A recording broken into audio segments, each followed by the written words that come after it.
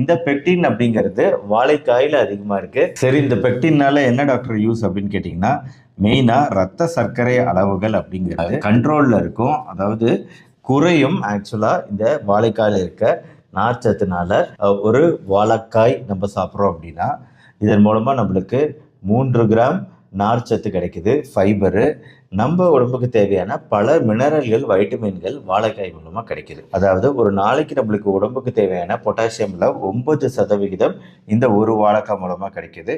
ஒரு நாளைக்கு தேவையான வைட்டமின் B6 அப்படிங்கிறது 25% ஒரு வாழைக்காய் மூலமாக கிடைக்குது. 11% வைட்டமின் C ஒரு நாளைக்கு தேவையானது ஒரு வாழைக்காய் மூலமாக கிடைக்குது. மெக்னீசியம் அப்படிங்கிறது 7% ஒரு நாளைக்கு தேவையானதுல கிடைக்கும். ஒரு வாழைக்காய் சாப்பிட்றது மூலமா நம்மளுக்கு 105 கலோரிகள் உடம்புக்கு கிடைக்குது. இதுதான் மற்றபடி கொழுப்புச்சத்து, புரதச்சத்து ரெண்டுமே வாழைக்காயில கிடையாது.